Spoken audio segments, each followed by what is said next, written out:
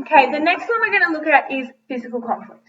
Physical conflict is really obvious in both texts because it's something that's a major part of the plot. It's not something you have to try and figure out if it's happening, like internal conflict, where you have to really infer the meaning of what's going on.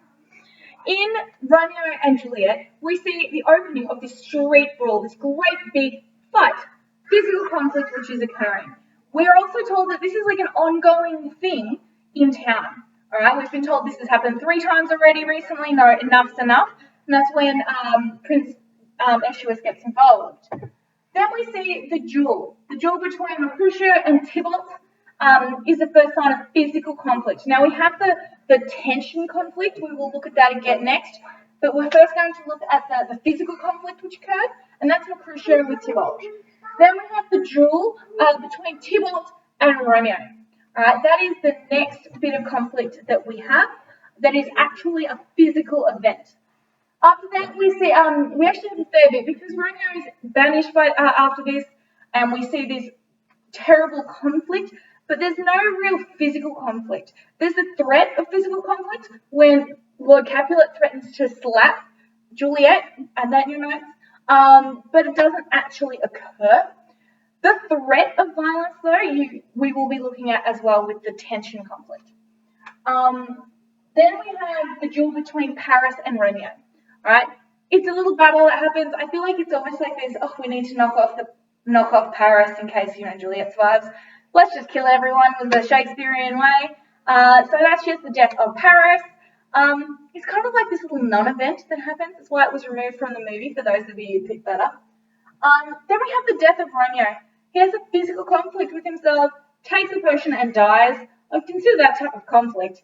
And then Juliet does a violence to herself by taking a dagger and shoving it through her chest. So we can there say that is a type of conflict. These two probably wouldn't be discussed as much in the comparison because unless it was to say that it didn't occur in Rapunzel. There is a big difference there. All right, Tangled. We have an opening scene. Obviously, we've got like this, the conflict of like fear, which is occurring. So we'll put that with loyalty. But then we head into this, like, this is the story of how I died. And it's Flynn running away with the cronies, the twins. I've just called them the twins in here. So Flynn's escape is a physical conflict. They're running away, all right?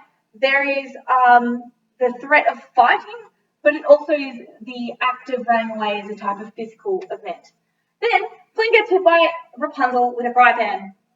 That's not conflict, I don't know what is. So we have this fry pan weaponry event, which is another conflict which occurs. Then we have the scene of the ugly duckling. So I'm just going through all the scenes at the moment that have physical conflict. The ugly duckling, when they're grabbing Flynn and they're pulling him and yanking him and saying, he's mine, I'm gonna pan him in, I want the money. All right, that's a physical conflict. Very different outcome for each of these. We'll go through that as well. Then we have the twins hunting Flynn. Now this starts occurring around the ugly duckling when they figure out what's going on, and when Mother Gothel gets involved. All of that sort of counts as a physical conflict which is occurring. Like, they bind him up and tie him to a boat. Then we have, in that next scene, the escape of of Rapunzel and Flynn. Now, this is violent because you've got the fight with Maximus. All right, once again, the frying pan. Who knew? Gets involved there. So we've got the physical conflict which is occurring in that escape. Then we have a bit later on, they get into town, things are good. They get on the boat, things are good. And then Flynn gets attacked and arrested by the Goonies, sent in, tied to a boat and arrested. That is a physical conflict which occurs. Then Mother Gothel attacks the twins and saves Rapunzel. We have Flynn's escape from the prison, very violent frying pans. But once again, we have Rapunzel physically struggling, saying, I'll fight you with everything in me to get away from you, when she realizes what is actually happening with Gothel. Then we have Flynn's death. Mother Gothel stabbed Flynn, physical conflict. And Rapunzel's escape, all right, is another physical conflict there where she's saying, and ultimately the chameleon kind of killed Gothel in a way. So we have that conflict of Gothel's death. So we do have a death, one death in there. So let's have a look at this in relation to outcomes, because this is all about the outcome really. So the street brawl outcome, ban on fighting. Escape of Flynn, outcome, hunt for Flynn. Duel with Mercutio and Tybalt, outcome, death of Mercutio. Duel with Tybalt and Romeo, outcome, death of Tybalt, banishment of Romeo. Duel with Paris and Romeo, death of Paris, and the death and the death. I love that about Romeo and Juliet. In that respect, it's quite straightforward. Escape of Flynn led to wanted posters. Rapunzel hitting Flynn with the fry pan and knocking him out results in her having courage, feeling strong for the first time probably in her entire life, actually feeling like she can accomplish something. Physical conflict led to her building up a bit of confidence. Then the ugly duckling, with her newfound confidence, she's able to stop that fight, and she starts to realize, once again, physical conflict and her ability to resolve that is something that she's learning about herself, that she actually has quite a presence about her, and she has the ability to inspire others. So that's what comes with their conflict. So we've got here death and destruction, and we have here inspiration in a way so far. Then we have the twins hunting Flynn. That's you've got your conflict again, with the resulting ultimately in the arrest. This connects to here, to the arrest of Flynn. We have the escape of Rapunzel and Flynn from this moment, and this is the result of this escape is this bond, isn't it? It's not until this moment when these two people who really had no other connection than Flynn being the guide, this is the moment when they start to realise that, they like each other. All right, we're not saying it's love. That's a light scene. We all feel that, feel the vibe down there. See glitter, Josh. Your love. All of that happens a bit later on. But this is sort of that bonding moment. We've got that working together, that team happening. So physical conflict here results in working as a team.